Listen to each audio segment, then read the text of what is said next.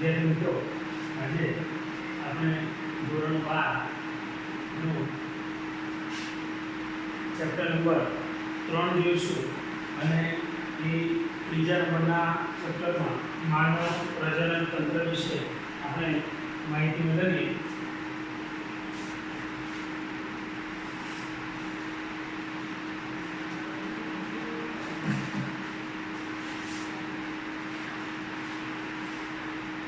માનવ પ્રજનન તંત્ર કે જેની અંદર આપણે જે શીખવાનું છે એ માનવી એ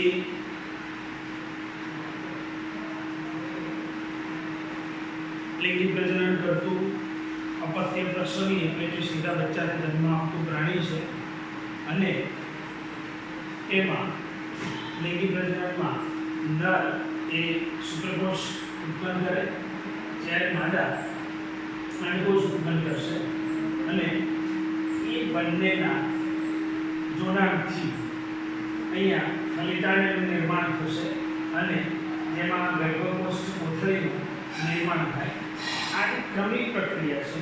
એ નર શુક્રકોષ ઉત્પન્ન કરે, માદા જે છે એ અંડકોષ ઉત્પન્ન કરે, તો અહીંયા જે ફલિતાંડ બને એના પછીની ક્રમિક ક્રિયાઓ જોઈએ આપણે એક પછી એક થતી આખા ચેપ્ટરમાં. તેનાથી નિર્માણ થશે ફલિતાંડનું અને જે ફલિતાંડનું નિર્માણ થયું એનાથી અહીંયા ગર્ભકોષ કોથળીનું નિર્માણ થશે. ક્રમિક પ્રક્રિયાની અંદર ગર્ભાશયની દિવાલ સાથે અહીંયા એનું જોડાવ એટલે કે એને ગર્ભ સ્થાપન તરીકે આપણે ઓળખીશું અને ગર્ભ વિકાસ થશે. ગર્ભ વિકાસ બાદ બાળકનો જન્મ અને પ્રસૂતિ અહીંયા આપણને જોઈ શકાશે.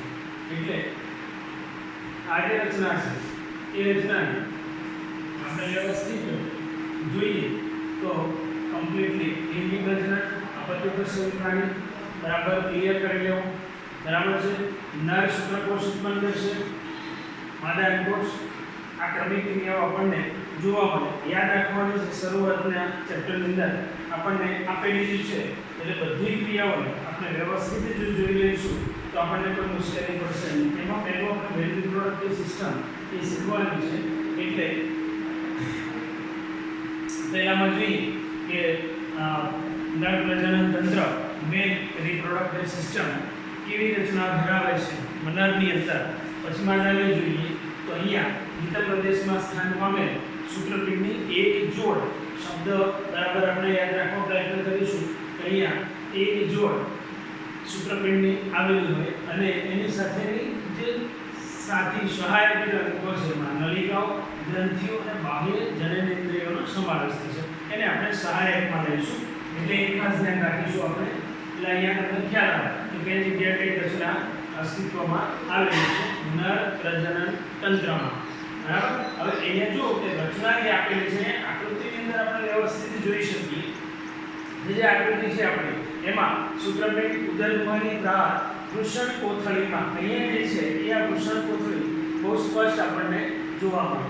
તો એ જે રચનાઓ આપણે જોવાની એક પછી એક ક્રમિક લઈએ તો અહીંયા તમને હું બતાવું.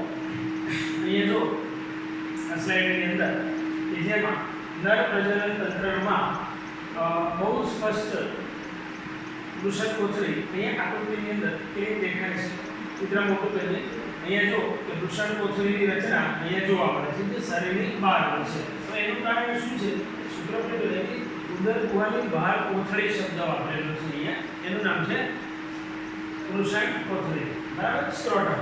હવે વૃષણ કોથળી જે છે એની અંદર શુક્રકોષોનું નિર્માણ થાય છે. એટલે શુક્રકોષોનું નિર્માણ થતું હોવાથી શુક્રપિંડનું તાપમાન છે એ ખૂબ નીચું હોવું જોઈએ. તો આપણા શરીરનું જે તાપમાન છે 37 ડિગ્રી સેન્ટીગ્રેડ નોર્મલ, તો એ 2 થી 2.5 સેન્ટીગ્રેડ જેટલું એ નીચું તાપમાન 2 થી 2.5 સેન્ટીગ્રેડ એટલું નીચું જાળવવામાં મદદ કરે. કારણ કે શરીરની બહારની તરફ આવેલી આ વૃષણ કોથળી છે. એ એક બરાબર ધ્યાન રાખજો. શુક્રપિંડનો જો આપણે આકાર જોઈએ તો એ અંડાકાર રચના છે અને આશરે 4 થી 5 સેન્ટીમીટર લાંબુ અને 2 થી 3 સેન્ટીમીટર પહોળું હોય. શુક્રપિંડો જે છે એ સઘન આવરણથી ઘેરાયેલી રચના છે અને 250 ખંડો છે. જો એક છેદની અંદર આપણે જોઈશું તો તમને છેદ પછી બતાવો કે 250 જેટલા ખંડો આવેલા છે. હવે એ ખંડો એને જેને આપણે શુક્રપિંડ ખંડિકાઓ તરીકે ઓળખીશું. એટલે શુક્રપિંડ જે ખંડિકાઓ છે એ દરેક ખંડિકાઓ એ 1 થી 3 શુક્રકોષો પર ઉચ્ચળામાં નલિકાઓ ભરેલી રચના છે, જેને આપણે કહીશું શુક્રોત્પાદક નલિકા. તો એ શુક્રોત્પાદક જે નલિકાઓ છે એમાં શુક્રકોષોનું નિર્માણ થશે. એટલે એક આપણે ખાસ શીખવાનું છે. હવે દરેક શુક્રોત્પાદક નલિકા છે એ અંદરની બાજુએ, નલિકાની અંદરની બાજુએ જે કોષો ધરાવે છે એ કોષોને આપણે કહીશું અહીંયા નર જનન કોષો, અથવા બીજું નામ છે આદિ શુક્રકોષ. આદિ જે શુક્રકોષો છે અને બીજા કોષો છે જેનું નામ છે સર્ટોલી કોષો. બંને કોષોના કાર્ય જુદી જુદી છે. એટલે નર જનન કોષો અધિકરણના અંતે અધિકરણ થશે, કારણ કે આપણે અગાઉ પણ ભણેલા છે કે પ્રજનન કોષો જેટલા પણ હોય એ દરેકમાં અધિકરણ થાય. એટલે અધિકરણના અંતે એ શુક્રકોષોનું નિર્માણ થશે. હવે જે શુક્રકોષોનું નિર્માણ થાય છે તેમાં આપણે અહીંયા શુક્રકોષનું જે નિર્માણ થશે એમાં સર્ટોલી કોષો અને જનન કોષો પોષણ પૂરું પાડે છે. આ એક ખાસ ધ્યાન રાખજો કે સર્ટોલી કોષો જનન કોષોને કે જે શુક્રકોષો નિર્માણ પામે છે તેને આપણે કહીશું જનન કોષો, અને પોષણ પૂરું પાડતા કોષોનું નામ છે સર્ટોલી કોષ. હવે નલિકાનો બહારનો જે ભાગ છે આંતરાલીય અવકાશ, જે નલિકાઓ દેખાય છે તેની અંદર રિવાઇન્યુસ આંતરાલીય જે ઇન્ટરસ્ટિશિયલ સેલ અંદર આવેલા છે, કેટલાક અંતઃસ્રાવો પણ આની અંદર જોવા મળશે. અથવા એની અંદર આવેલા કોષો બીજું એક નામ છે લેડિંગના કોષો. આ પરીક્ષામાં આપણને પૂછાય છે કે લેડિંગના કોષો ક્યાં આવેલા છે એનું સ્થાન આપણે ખાસ ધ્યાન રાખવાનું. અને કયો અંતઃસ્રાવ ઉત્પન્ન થશે? નર જાતીય અંતઃસ્રાવ, જેનું નામ છે એન્ડ્રોજન્સ. આ એન્ડ્રોજન્સનું નિર્માણ અહીંયા લેડિંગના કોષો કરશે, અને લેડિંગના કોષો આવેલા છે આપણા આંતરાલીય અવકાશની અંદર આવેલા કોષોને. એટલે આ ખાસ ધ્યાન રાખવાનું. શુક્રપિંડની અંતઃસ્રાવનું સંશ્લેષણ અને સ્રાવ કરે રોગ પ્રતિકારકતા માટે સક્ષમ કોષો છે. હવે નરમાં જે સહાયક નલિકાઓ છે એમાં વૃષણજાળ, આ ખાસ ધ્યાન રાખવું, સહાયક નલિકાઓ એમાં વૃષણજાળ, શુક્રવાહિકા, અધિવૃષણ નલિકા, શુક્રવાહિની, આ બધાનો સમાવેશ સહાયક નલિકાઓમાં થશે. નલિકાઓના નામ બરાબર યાદ રાખો. એક છે વૃષણજાળ, શુક્રવાહિકાઓ, અધિવૃષણ નલિકા, શુક્રવાહિની, આનો સમાવેશ થાય. શુક્રપિંડની શુક્રોત્પાદક નલિકાઓ શુક્રવાહિકાઓમાં વૃષણજાળ મારફતે ખુલે છે. અહીંયા વાક્ય રચનામાં થોડું સુધારો આપણે કરી લેવાનો છે કે વૃષણજાળ છે શુક્રવાહિકાઓમાં ખુલે છે. એટલે શુક્રોત્પાદક નલિકાઓ નહીં, પણ અહીંયા વૃષણજાળ શુક્રોત્પાદક નલિકાઓ મારફતે ખુલે છે. શુક્રવાહિકાઓ શુક્રપિંડમાંથી બહાર આવી અને દરેક શુક્રપિંડની પશ્ચ સપાટીએ સ્થાન પામે અધિવૃષણ નલિકામાં ખુલે છે. એટલે અહીંયાથી તમને આખું કમ્પ્લીટલી આપેલું છે એને જોઈએ તો બીજો જે ભાગ છે એમાં જો કે મૂત્રાશયની ઉપરની તરફ આવેલી અધિવૃષણ નલિકા છે, ઉપરની તરફ આવીને એમાં પહેલા નંબરની આકૃતિ જે છે તમને પીડીએફ ની અંદર બતાવું તો શુક્રકોષની અંદર અહીંયા જો નલિકાઓ જોડાય અને મૂત્રમાર્ગમાં સ્ખલન નલિકા તરીકે ખુલે છે. હવે શુક્રપિંડથી મૂત્રમાર્ગ દ્વારા બહારની તરફ વહન કરાવે મૂત્રમાર્ગ મૂત્રાશયમાંથી ઉદ્ભવે અને શિશ્ન દ્વારા એ મૂત્રાશય માર્ગ મુખની અંદર આગળ વધશે. હવે નરની જે સહાયક ગ્રંથિ, 3 ગ્રંથિઓ જોઈ લો, જેમાં પહેલું છે શુક્રાશય, પ્રોસ્ટેટ, બલ્બો ઇરેક્ટલ ગ્રંથિ. હવે શુક્રાશયની ગ્રંથિ છે પ્રોસ્ટેટ અને બલ્બો ઇરેક્ટલ ગ્રંથિ. ત્રણેય ગ્રંથિઓ શુક્રાશય રસનું નિર્માણ કરે અને ફ્રુક્ટોઝ, કેલ્શિયમ અને ઉત્સેચકયુક્ત આરસ હોય છે કે જેને આપણે વીર્ય તરીકે પણ ઓળખીએ છીએ. નરની સહાયક ગ્રંથિઓ આપણને આની અંદર જોવા મળે છે. હવે હું તમને આમાં પીડીએફથી આપણે જોઈશું 12મા ધોરણમાં તો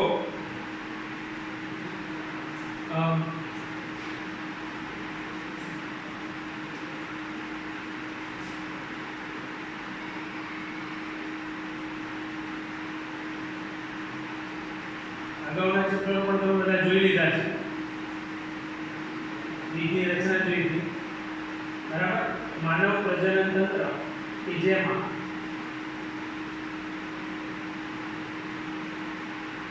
ત્રીજા ચેપ્ટરનો આપણે આ આકૃતિનો અભ્યાસ બરાબર કરવાનો છે. અહીંયા જુઓ ડાયાગ્રામમાં થોડું તમને એનલાર્જ કરીને બતાવો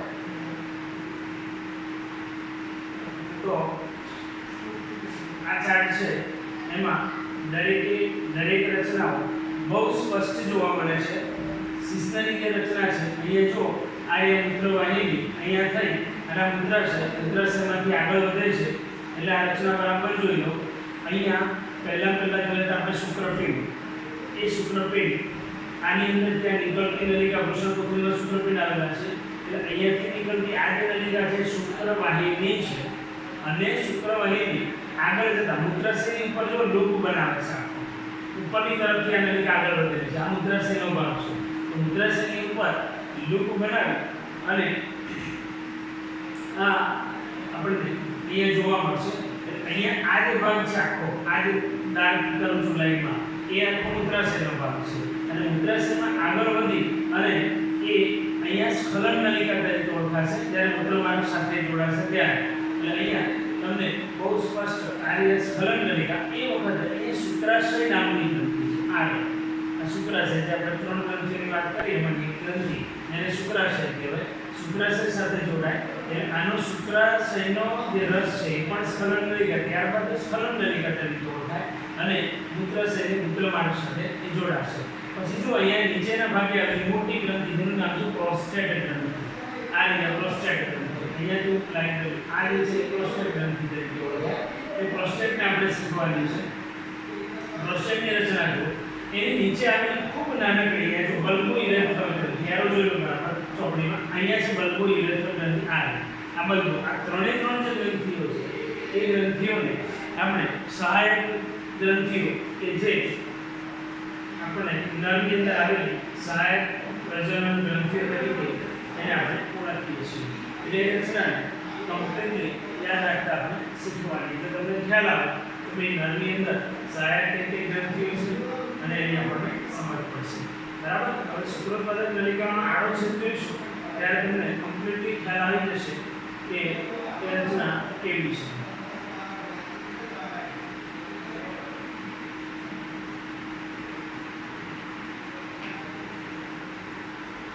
आगे शुक्रकोश नरमा वृषणजालની વાત કરી હતી આપણે અધિવૃષણ નલિકાની વાત કરી હતી બરાબર એ શુક્રપિંડ સાથે જોડાયેલી રચનાઓ છે એટલે તમને બહુ સ્પષ્ટ જોવા મળે અહીંયા આંતરિક રચના દર્શાવતો જે શુક્રપિંડનો છેદ છે એની અંદર જો આખું નર પ્રજનન તંત્ર રેખાકૃતિ બહુ સરસ આપેલી કે જેમાં આપણને શુક્રપિંડ જોવા મળશે બરાબર અહીંયા મૂત્રમાર્ગ બલ્બો ઇરેથ્રલ ગ્રંથિ પ્રોસ્ટેટ ગ્રંથિ શુક્રાશય મૂત્રાશય સ્થાન બરાબર જોઈ લેવું શુક્રવાહિકા વૃષણજાળ અહીંયા આવેલી શુક્રપિંડીય ખંડિકાઓ જે આપણે 250 જેટલી ખંડિકાઓ આમાં કીધી એ ખંડિકાઓની રચનાઓ આપણને બહુ સ્પષ્ટ જોવા મળે એને એક આપણને ખ્યાલ આવશે એટલે આ એક આપણી બુકની જ આકૃતિઓ છે અને એને આપણે કમ્પ્લીટલી શીખીએ તો તમને ખૂબ સારી રીતે નર પ્રજનન તંત્ર હવે એમાં ઘણા બધા ઓબ્જેક્ટિવ્સ પૂછાતા હોય તે ઓબ્જેક્ટિવ વિશે પણ આપણે નલિકાઓ કઈ છે પછી આગળ જે પેલા કોષો જોયા લીડિંગના કોષોનું સ્થાન અને કાર્ય આવા બધા પ્રશ્નો આપણને પૂછાતા હોય છે તે ભાઈ આપણે નોંધ કરી દઈશું બરાબર આ એક યાદ રાખતા શીખજો હવે અહીંયા તમને મેં કીધું હતું કે આંતરાલીય કોષો કેવા આવે ઇન્ટરસ્ટિશિયલ સેલ જેને કહીએ તો અહીંયા જો આ વચ્ચેના ભાગે આવેલા અહીંયા આવેલા છે આંતરાલીય કોષો અહીંયા શુક્રકોષોનું નિર્માણ અહીંયા થાય છે જો આ નલિકા છે આ વચ્ચે જે મેં કલર કર્યો ડાર્ક ये जो हाईलाइट करूँ છું કે આખો નલિકાની અંદરનો ભાગ છે એટલે અહીંયાથી આ જગ્યાએ શુક્રકોષોનું નિર્માણ થશે અહીંયા જુદા જુદા સ્તરમાં ગોઠવાયેલા હોય છે આદિ શુક્રકોષો અને પછી એમાંથી શુક્રકોષોનું નિર્માણ થતું હોય છે એની આજુબાજુ આ એક નલિકા અહીંયા નલિકા આ નલિકા બધી નલિકાઓનો આડો છેદ છે હવે એની અંદર વચ્ચે અમુક અમુક જગ્યાએ આવેલા છે સર્ટોલી કોષો જે જનન કોષો જ્યાં નિર્માણ પામતા જે શુક્રકોષો છે એને પોષણ પૂરું પાડવાનું કાર્ય કરતા હોય તે કોષો એટલે સર્ટોલી કોષ કહેવાય અને આંતરાલીય કોષો એનું બીજું નામ આપણે યાદ રાખેલું લેડિંગના કોષો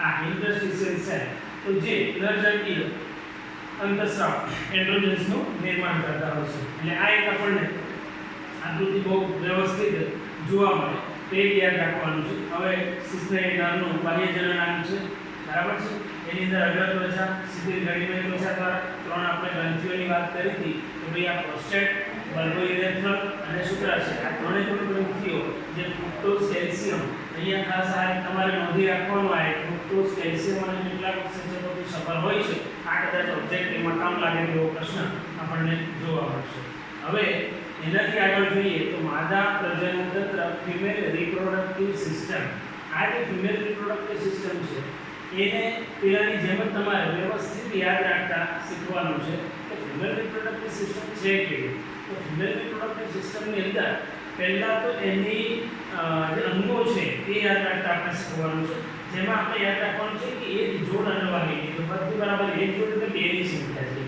એક જોડ અંડવાહિનીઓ છે, બરાબર યાદ રાખો.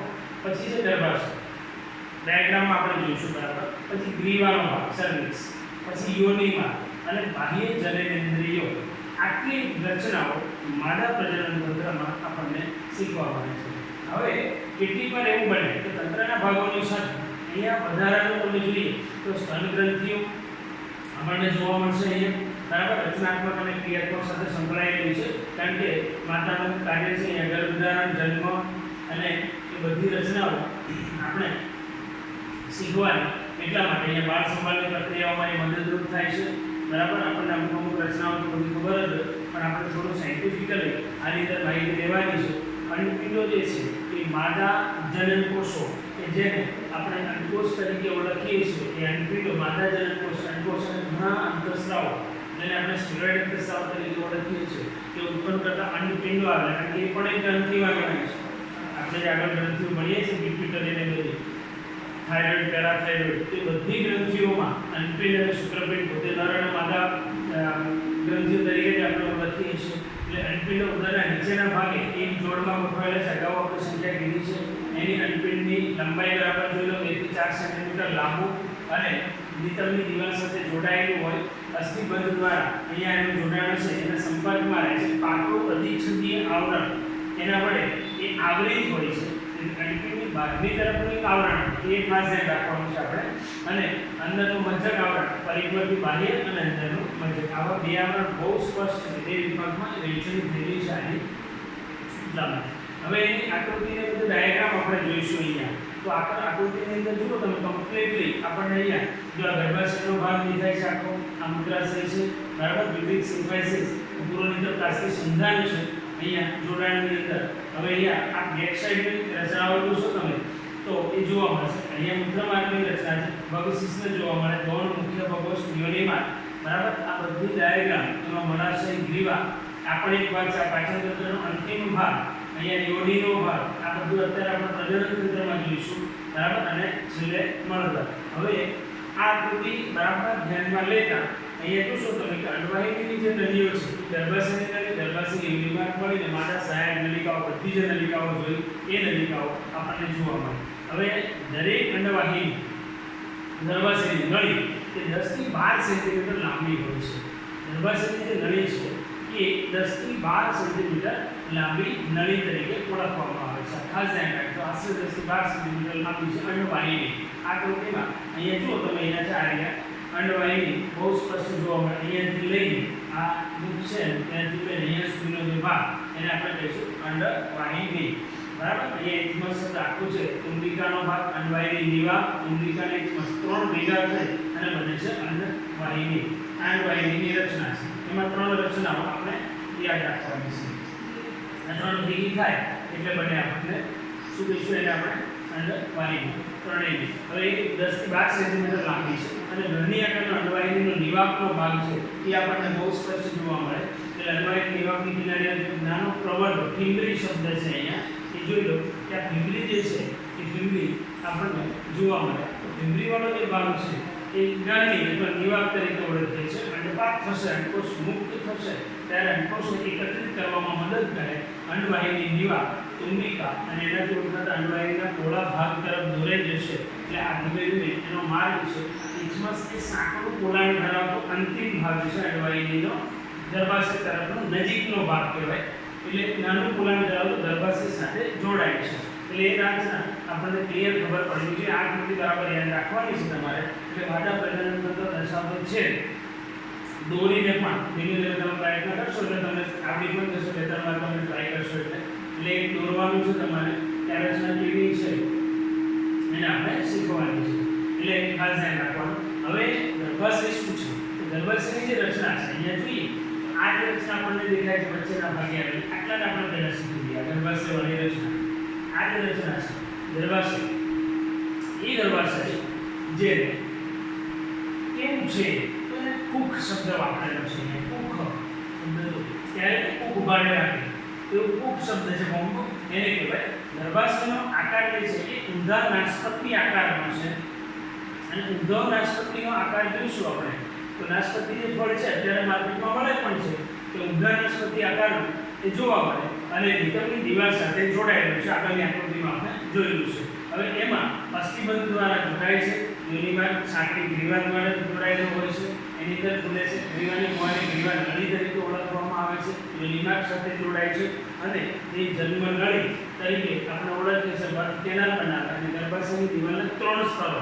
તો અહીંયાથી કમ્પ્લીટલી આપણે યાદ રાખતા શીખવાનું છે કે અહીંયા માયોમેટ્રિયમ એન્ડોમેટ્રિયમ બે લેયર પણ યાદ રાખતા શીખવાનું તો બંને જે સ્તર દેખાય છે એ બે શબ્દો ઓબ્જેક્ટિવમાં પૂછાય એવા છે બાહ્ય પાતળું પેરીમેટ્રિયમ વાળું મધ્યની અંદર આવેલું આપણને માયોમેટ્રિયમ આ એક શબ્દ યાદ રાખવાનો અંદરનું જે સ્તર છે એને એન્ડોમેટ્રિયમ આ 3 લેયર યાદ રાખતા શીખવાનું એટલે ગર્ભાશયના 3 બાહ્ય પાતળું પેરી માયો અને એન્ડો અગત્યનું એન્ડોમેટ્રિયમ હશે એટલે એન્ડોમેટ્રિયમ આપણે કમ્પ્લીટલી આપણને આવડવું જોઈએ એન્ડોમેટ્રિયમ વિશે અહીંયા જો એન્ડોમેટ્રિયમ ઋતુચક્રીય ફેરફારો અને આગળ શીખવાડી કેવી રીતે આવે એમાં માદા પ્રજનન હવે જો માદામાં બાહ્ય જનનેન્દ્રિય જોઈએ એમાં મોન્સ પ્યુબિસ પરીક્ષાની અંદર બહુ ઓછું પૂછાયેલું પણ આપણે યાદ રાખવાનું મુખ્ય ભગોસ ગૌણ ભગોસ યોનિ પટલ ભગશિશ્ન આ બધી રચનાઓ આપણને જોવા મળે છે આ માસલ ગણિત આ બધી સહાયક પ્રજનન ગ્રંથિઓમાં ગણવામાં આવી શકે આપણે એટલે આ બધું જોડાણ છે